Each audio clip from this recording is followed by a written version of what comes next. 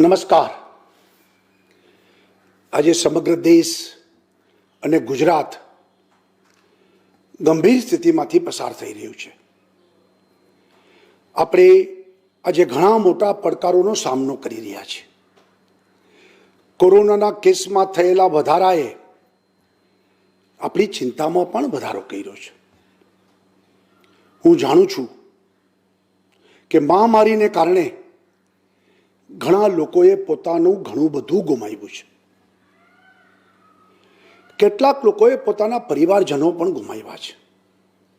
કેટલાક doctors, medical સ્ટાફે પણ લોકોની સેવા કરતા કરતા પોતાના જીવ પણ એમને ગુમાવ્યા છે. તેમના પરિવારોની વેદનાઓને હું સમજી શકું છું. આ દુઃખની ઘડીમાં મારી સંવેદનાઓ પણ તેમના પરિવારોની સાથે છે. ભાઈઓ બહેનો, આજથી થોડા દિવસો પહેલા પરિસ્થિતિ જુદી હતી. લગભગ આપણે કોરોના સામેની લડાઈ જીતેલા હતા. એ રીતના કેસ એટલા બધા ઘટી ગયા હતા. પરંતુ અચાનક સ્થિતિ વિકટ બની અને આજે બીજા વેવ વધારે ખતરનાક આવ્યો. સંક્રમણ ઝડપથી ફેલાયું. 14,000ની આસપાસ કેસ આવ્યા દરરોજના.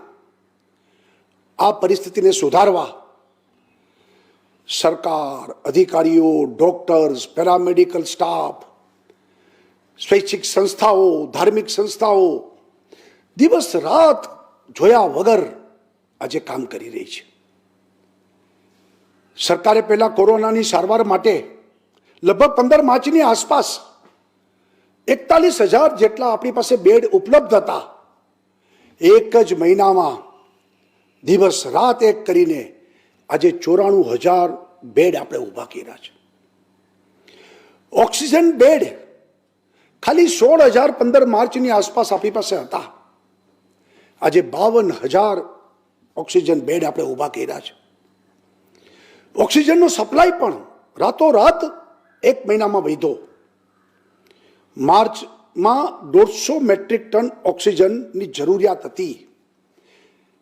આજે ભારત સરકારે ગુજરાતને 1,000 મેટ્રિક ટન એલોટમેન્ટ કોટા આપણે ફાળવ્યો છે ને આપણે 1,000 મેટ્રિક ટન આજે વાપરી રહ્યા છીએ. રેમડેસિવિર દવાઓ, ઇન્જેક્શન્સ એ બધા મેળવવામાં આપણે સફળ થયા છે. એક મહિનામાં 5 લાખથી વધુ રેમડેસિવિર ઇન્જેક્શન ગુજરાતની જનતાને આપણે ઉપલબ્ધ કરાવ્યા છે.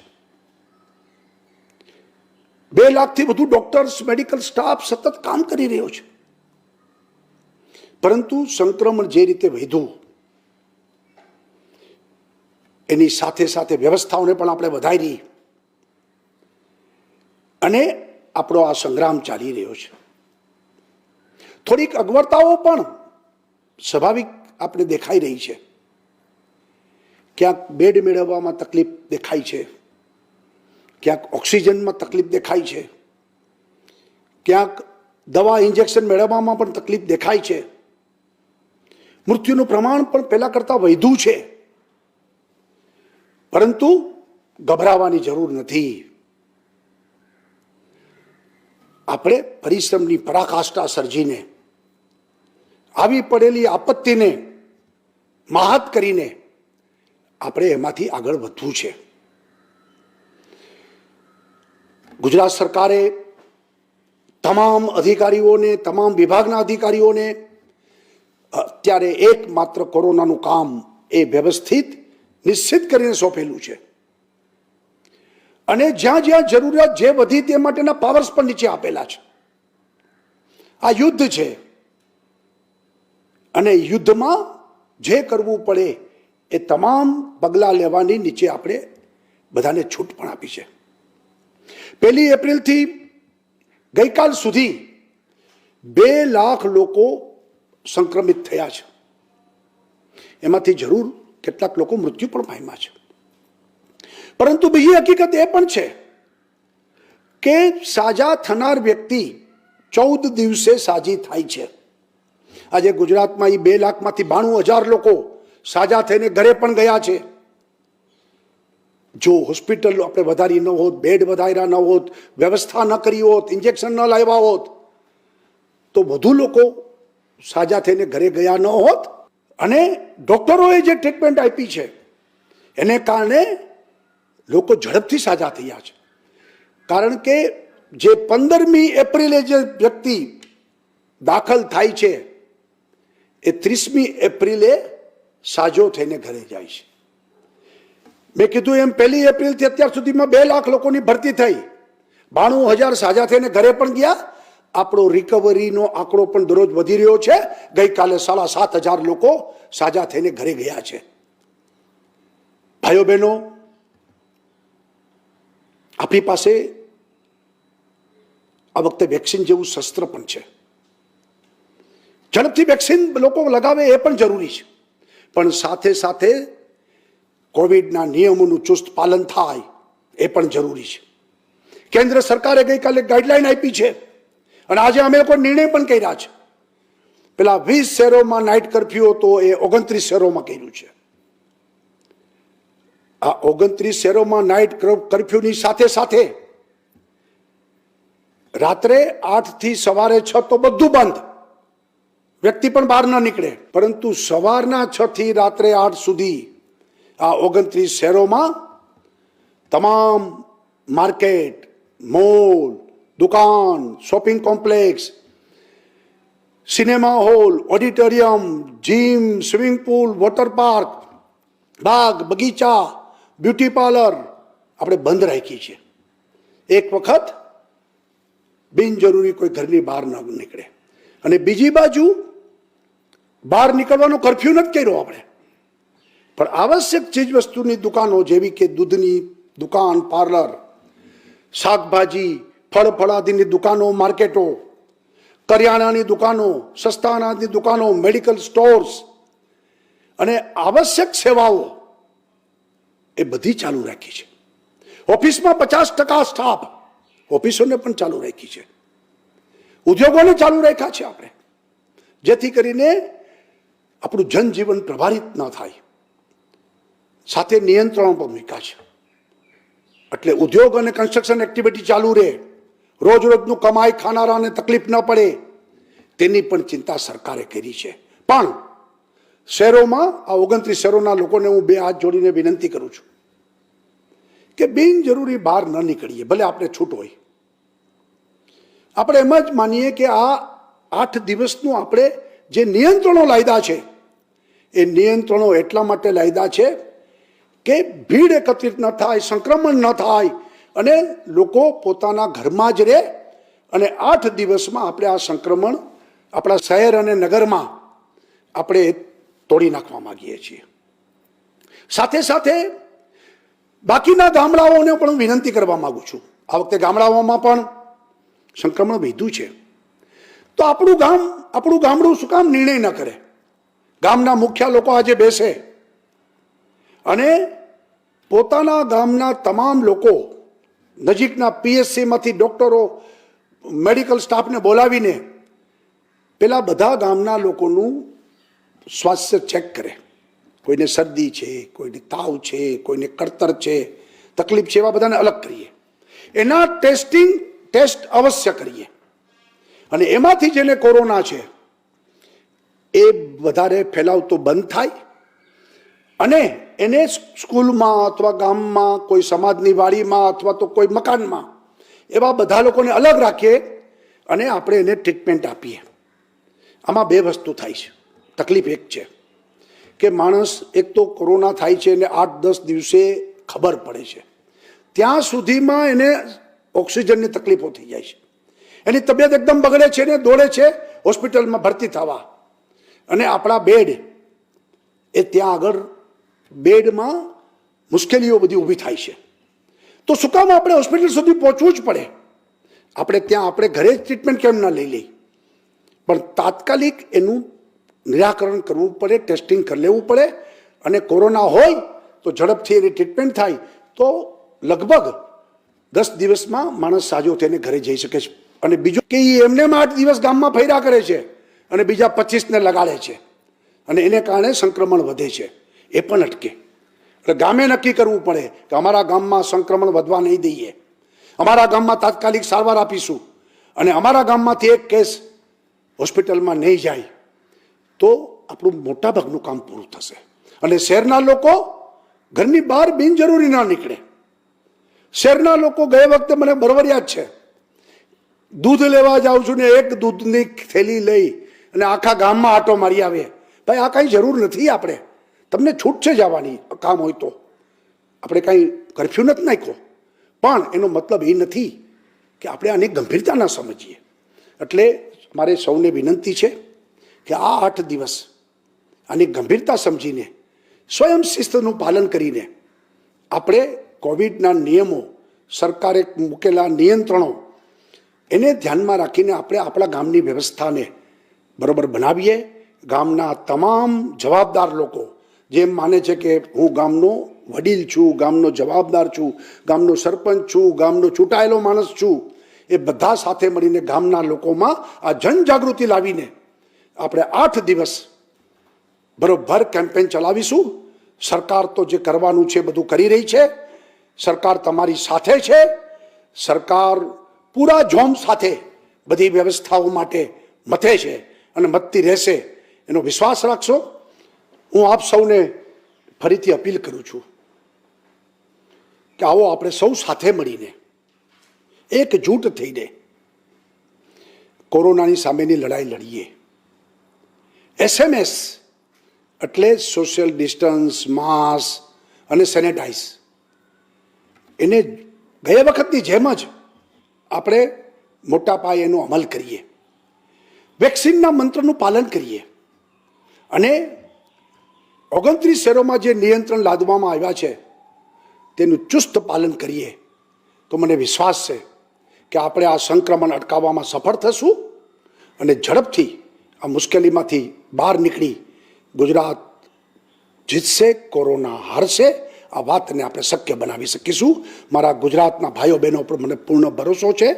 સરકાર તમારી સાથે છે અને આપણે આપણા ગુજરાતને આ મોટી આપત્તિમાંથી બહાર કાઢીને આપણે સૌ આપણો ધર્મ બજાવીશું.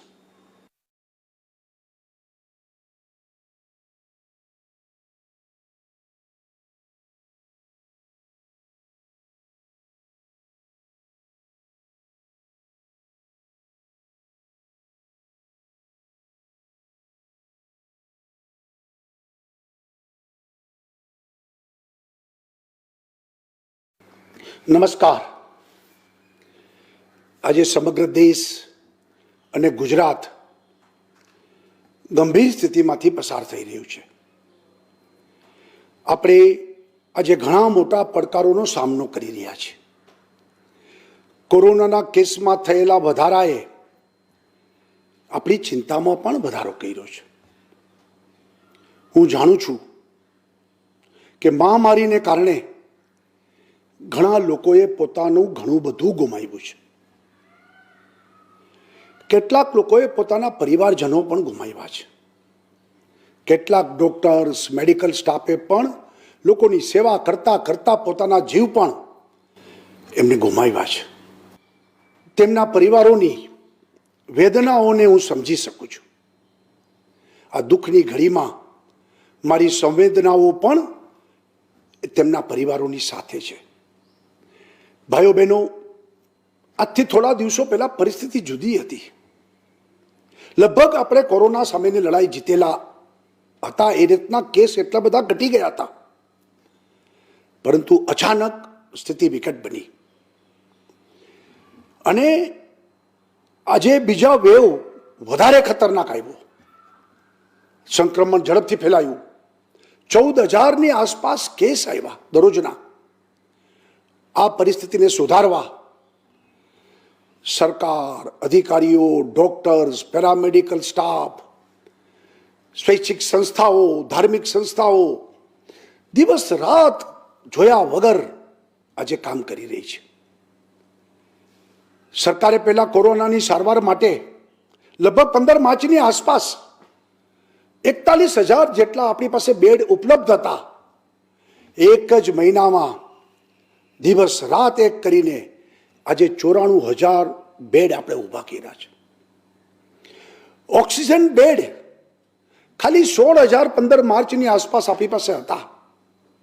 આજે 52,000 ઓક્સિજન બેડ આપણે ઊભા કર્યા છે. ઓક્સિજનનો સપ્લાય પણ રાતોરાત 1 મહિનામાં વધ્યો. માર્ચમાં 150 મેટ્રિક ટન ઓક્સિજનની જરૂરિયાત હતી. આજે ભારત સરકારે ગુજરાતને 1000 મેટ્રિક ટન એલોટમેન્ટ કોટા આપણે ફાળવ્યો છે ને આપણે 1000 મેટ્રિક ટન આજે વાપરી રહ્યા છીએ. રેમડેસિવિર દવાઓ, ઇન્જેક્શન્સ એ બધા મેળવવામાં આપણે સફળ થયા છે. 1 મહિનામાં 5 લાખથી વધુ રેમડેસિવિર ઇન્જેક્શન ગુજરાતની જનતાને આપણે ઉપલબ્ધ કરાવ્યા છે. 2 લાખથી વધુ ડોક્ટર્સ, મેડિકલ સ્ટાફ સતત કામ કરી રહ્યો છે. પરંતુ સંક્રમણ જે રીતે વધ્યું એની સાથે સાથે વ્યવસ્થાઓને પણ આપણે વધારી અને આપણો આ સંગ્રામ ચાલી રહ્યો છે. થોડીક અગવડતાઓ પણ સ્વાભાવિક આપણે દેખાઈ રહી છે. ક્યાંક બેડ મેળવવામાં તકલીફ દેખાય છે, ક્યાંક ઓક્સિજનમાં તકલીફ દેખાય છે, ક્યાંક દવા ઇન્જેક્શન મેળવવામાં પણ તકલીફ દેખાય છે. મૃત્યુનું પ્રમાણ પણ પહેલા કરતાં વધ્યું છે. પરંતુ ગભરાવાની જરૂર નથી. આપણે પરિશ્રમની પરાકાષ્ઠા સર્જીને આવી પડેલી આપત્તિને માહત કરીને આપણે એમાંથી આગળ વધવું છે. ગુજરાત સરકારે તમામ અધિકારીઓને, તમામ વિભાગના અધિકારીઓને અત્યારે એકમાત્ર કોરોનાનું કામ એ વ્યવસ્થિત નિશ્ચિત કરીને સોંપેલું છે. અને જ્યાં જ્યાં જરૂરિયાત જે વધી તે માટેના પાવર્સ પણ નીચે આપેલા છે. આ યુદ્ધ છે અને યુદ્ધમાં જે કરવું પડે એ તમામ પગલાં લેવાની નીચે આપણે બધાને છૂટ પણ આપી છે. 1 એપ્રિલથી ગઈકાલ સુધી 2 લાખ લોકો સંક્રમિત થયા છે. એમાંથી જરૂર કેટલાક લોકો મૃત્યુ પણ પામ્યા છે. પરંતુ બીજી હકીકત એ પણ છે કે સાજા થનાર વ્યક્તિ 14 દિવસે સાજી થાય છે. આજે ગુજરાતમાં એ 2 લાખમાંથી 92,000 લોકો સાજા થઈને ઘરે પણ ગયા છે. જો હોસ્પિટલ આપણે વધારી ન હોત, બેડ વધાર્યા ન હોત, વ્યવસ્થા ન કરી હોત, ઇન્જેક્શન ન લાવ્યા હોત તો વધુ લોકો સાજા થઈને ઘરે ગયા ન હોત. અને ડોક્ટરોએ જે ટ્રીટમેન્ટ આપી છે એને કારણે લોકો ઝડપથી સાજા થયા છે. કારણ કે જે 15મી એપ્રિલે જે વ્યક્તિ દાખલ થાય છે એ 30મી એપ્રિલે સાજો થઈને ઘરે જાય છે. મેં કીધું એમ 1 એપ્રિલથી અત્યાર સુધીમાં 2 લાખ લોકોની ભરતી થઈ, 92,000 સાજા થઈને ઘરે પણ ગયા. આપણો રિકવરીનો આંકડો પણ દરરોજ વધી રહ્યો છે.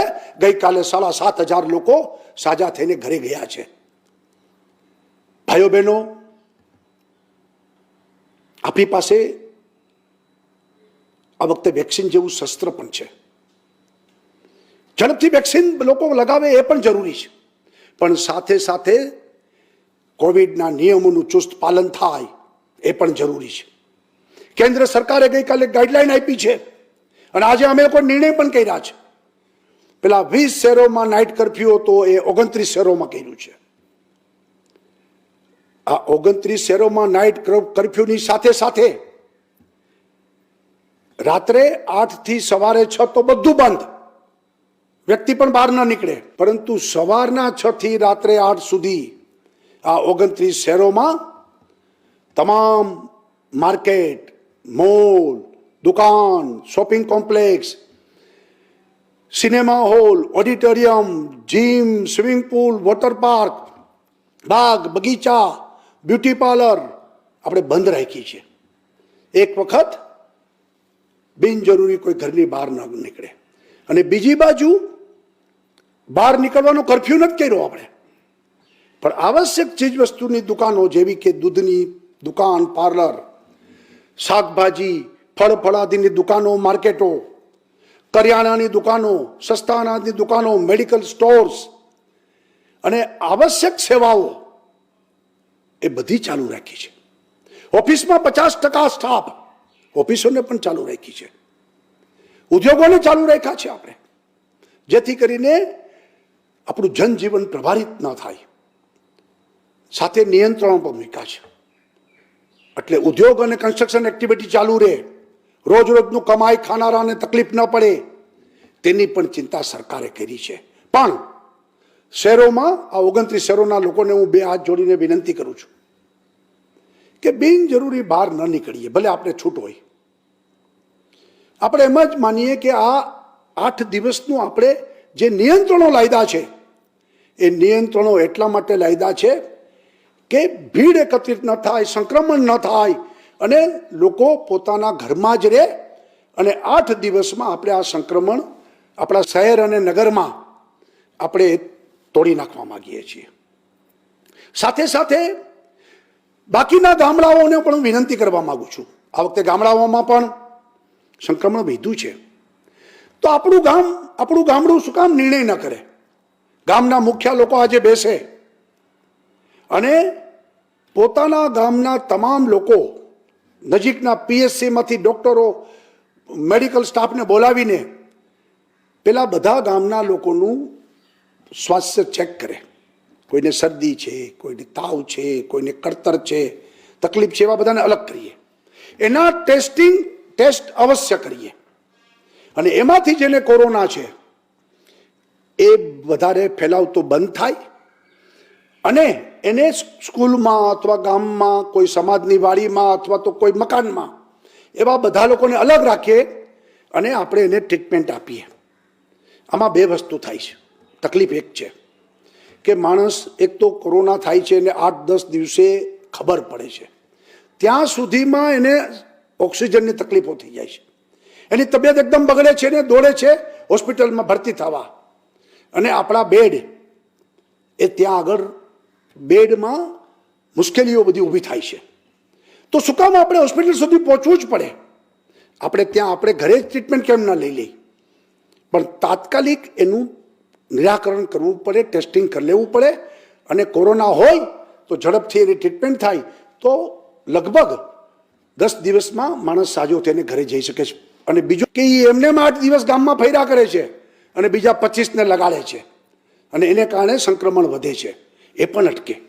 એટલે ગામે નક્કી કરવું પડે કે અમારા ગામમાં સંક્રમણ વધવા નહીં દઈએ, અમારા ગામમાં તાત્કાલિક સારવાર આપીશું અને અમારા ગામમાંથી એક કેસ હોસ્પિટલમાં નહીં જાય તો આપણું મોટાભાગનું કામ પૂરું થશે. અને શહેરના લોકો ઘરની બહાર બિનજરૂરી ના નીકળે. શહેરના લોકો ગયા વખતે મને બરાબર યાદ છે, દૂધ લેવા જાઉં છું ને એક દૂધની થેલી લઈ અને આખા ગામમાં આટો મારી આવે. ભાઈ આ કાંઈ જરૂર નથી. આપણે તમને છૂટ છે જવાની, કામ હોય તો. આપણે કાંઈ કર્ફ્યુ નથી નાખ્યો, પણ એનો મતલબ એ નથી કે આપણે આની ગંભીરતા ના સમજીએ. એટલે મારે સૌને વિનંતી છે કે આ 8 દિવસ આની ગંભીરતા સમજીને સ્વયં શિસ્તનું પાલન કરીને આપણે કોવિડના નિયમો, સરકારે મૂકેલા નિયંત્રણો એને ધ્યાનમાં રાખીને આપણે આપણા ગામની વ્યવસ્થાને બરાબર બનાવીએ.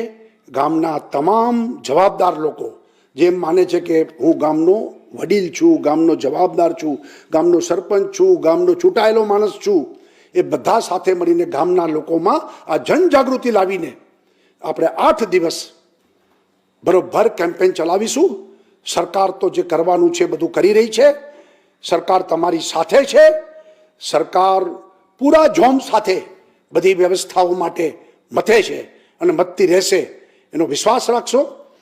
હું આપ સૌને ફરીથી અપીલ કરું છું કે આવો આપણે સૌ સાથે મળીને એકજૂટ થઈને કોરોનાની સામેની લડાઈ લડીએ.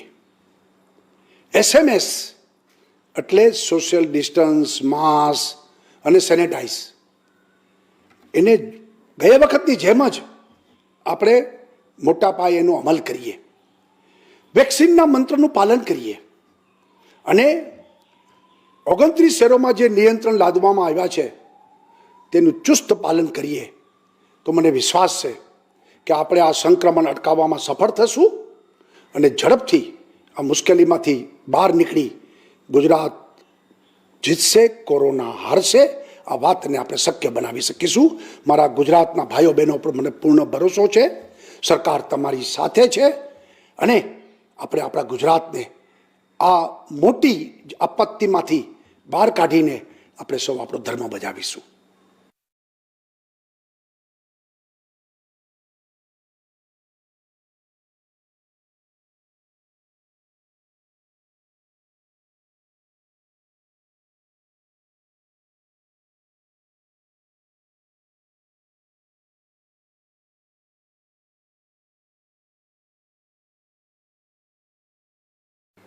નમસ્કાર. આજે સમગ્ર દેશ અને ગુજરાત ગંભીર સ્થિતિમાંથી પસાર થઈ રહ્યું છે. આપણે આજે ઘણા મોટા પડકારોનો સામનો કરી રહ્યા છીએ. કોરોનાના કેસમાં થયેલા વધારાએ આપણી ચિંતામાં પણ વધારો કર્યો છે. હું જાણું છું કે મહામારીને કારણે ઘણા લોકોએ પોતાનું ઘણું બધું ગુમાવ્યું છે. કેટલાક લોકોએ પોતાના પરિવારજનો પણ ગુમાવ્યા છે. કેટલાક ડોક્ટર્સ, મેડિકલ સ્ટાફે પણ લોકોની સેવા કરતા કરતા પોતાના જીવ પણ એમને ગુમાવ્યા છે. તેમના પરિવારોની વેદનાઓને હું સમજી શકું છું. આ દુઃખની ઘડીમાં મારી સંવેદનાઓ પણ તેમના પરિવારોની સાથે છે. ભાઈઓ બહેનો, આજથી થોડા દિવસો પહેલા પરિસ્થિતિ જુદી હતી. લગભગ આપણે કોરોના સામેની લડાઈ જીતેલા હતા. એ રીતના કેસ એટલા બધા ઘટી ગયા હતા. પરંતુ અચાનક સ્થિતિ વિકટ બની અને આજે બીજા વેવ વધારે ખતરનાક આવ્યો. સંક્રમણ ઝડપથી ફેલાયું. 14,000ની આસપાસ કેસ આવ્યા દરરોજના. આ પરિસ્થિતિને સુધારવા સરકાર, અધિકારીઓ, ડોક્ટર્સ, પેરામેડિકલ સ્ટાફ, સ્વૈચ્છિક સંસ્થાઓ, ધાર્મિક સંસ્થાઓ દિવસ રાત જોયા વગર આજે કામ કરી રહી છે. સરકારે પહેલા કોરોનાની સારવાર માટે લગભગ 15 માર્ચની આસપાસ 41,000 જેટલા આપણી પાસે બેડ ઉપલબ્ધ હતા. એક જ મહિનામાં દિવસ રાત એક કરીને આજે 94,000 બેડ આપણે ઊભા કર્યા છે. ઓક્સિજન બેડ ખાલી 16,000 માર્ચની આસપાસ આપણી પાસે હતા. આજે 52,000 ઓક્સિજન બેડ આપણે ઊભા કર્યા છે. ઓક્સિજનનો સપ્લાય પણ રાતોરાત એક મહિનામાં વધ્યો. માર્ચમાં 150 મેટ્રિક ટન ઓક્સિજનની જરૂરિયાત હતી. આજે ભારત સરકારે ગુજરાતને 1,000 મેટ્રિક ટન એલોટમેન્ટ કોટા આપણે ફાળવ્યો છે ને આપણે 1,000 મેટ્રિક ટન આજે વાપરી રહ્યા છીએ. રેમડેસિવિર દવાઓ, ઇન્જેક્શન્સ એ બધા મેળવવામાં આપણે સફળ થયા છે. એક મહિનામાં 5 લાખથી વધુ રેમડેસિવિર ઇન્જેક્શન ગુજરાતની જનતાને આપણે ઉપલબ્ધ કરાવ્યા છે. 2 લાખથી વધુ ડોક્ટર્સ, મેડિકલ સ્ટાફ સતત કામ કરી રહ્યો છે. પરંતુ સંક્રમણ જે રીતે વધ્યું એની સાથે સાથે વ્યવસ્થાઓને પણ આપણે વધારી અને આપણો આ સંગ્રામ ચાલી રહ્યો છે. થોડીક અગવડતાઓ પણ સ્વાભાવિક આપણે દેખાઈ રહી છે. ક્યાંક બેડ મેળવવામાં તકલીફ દેખાય છે, ક્યાંક ઓક્સિજનમાં તકલીફ દેખાય છે, ક્યાંક દવા, ઇન્જેક્શન મેળવવામાં પણ તકલીફ દેખાય છે. મૃત્યુનું પ્રમાણ પણ પહેલા કરતાં વધ્યું છે. પરંતુ ગભરાવાની જરૂર નથી. આપણે પરિશ્રમની પરાકાષ્ઠા સર્જીને આવી પડેલી આપત્તિને માહત કરીને આપણે એમાંથી આગળ વધવું છે. ગુજરાત સરકારે તમામ અધિકારીઓને, તમામ વિભાગના અધિકારીઓને અત્યારે એકમાત્ર કોરોનાનું કામ એ વ્યવસ્થિત નિશ્ચિત કરીને સોંપેલું છે. અને જ્યાં જ્યાં જરૂરિયાત જે વધી તે માટેના પાવર્સ પણ નીચે આપેલા છે. આ યુદ્ધ છે અને યુદ્ધમાં જે કરવું પડે એ તમામ પગલાં લેવાની નીચે આપણે બધાને છૂટ પણ આપી છે. 1 એપ્રિલથી ગઈકાલ સુધી 2 લાખ લોકો સંક્રમિત થયા છે, એમાંથી જરૂર કેટલાક લોકો મૃત્યુ પણ પામ્યા છે. પરંતુ બીજી હકીકત એ પણ છે કે સાજા થનાર વ્યક્તિ 14 દિવસે સાજી થાય છે. આજે ગુજરાતમાં એ 2 લાખમાંથી 92,000 લોકો સાજા થઈને ઘરે પણ ગયા છે. જો હોસ્પિટલ આપણે વધારી ન હોત, બેડ વધાર્યા ન હોત, વ્યવસ્થા ન કરી હોત, ઇન્જેક્શન ન લાવ્યા હોત, તો વધુ લોકો સાજા થઈને ઘરે ગયા ન હોત. અને ડોક્ટરોએ જે ટ્રીટમેન્ટ આપી છે એને કારણે લોકો ઝડપથી સાજા થયા છે. કારણ કે જે 15મી એપ્રિલે જે વ્યક્તિ દાખલ થાય છે એ 30મી એપ્રિલે સાજો થઈને ઘરે જાય છે. મેં કીધું એમ 1 એપ્રિલથી અત્યાર સુધીમાં 2 લાખ લોકોની ભરતી થઈ, 92,000 સાજા થઈને ઘરે પણ ગયા. આપણો રિકવરીનો આંકડો પણ દરરોજ વધી રહ્યો છે. ગઈકાલે 7,500 લોકો સાજા થઈને ઘરે ગયા છે. ભાઈઓ બહેનો, આપણી પાસે આ વખતે વેક્સિન જેવું શસ્ત્ર પણ છે. ઝડપથી વેક્સિન લોકો લગાવે એ પણ જરૂરી છે, પણ સાથે સાથે કોવિડના નિયમોનું ચુસ્ત પાલન થાય એ પણ જરૂરી છે. કેન્દ્ર સરકારે ગઈકાલે ગાઈડલાઈન આપી છે અને આજે અમે લોકો નિર્ણય પણ કર્યા છે. પેલા 20 શહેરોમાં નાઇટ કર્ફ્યુ હતો એ 29 શહેરોમાં કર્યું છે. આ 29 શહેરોમાં નાઇટ કર્ફ્યુની સાથે સાથે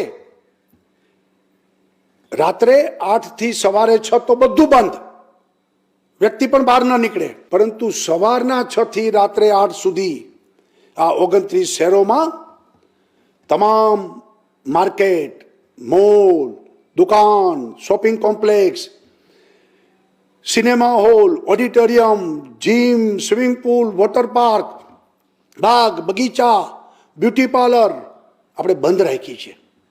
એક વખત બિનજરૂરી કોઈ ઘરની બહાર ન નીકળે.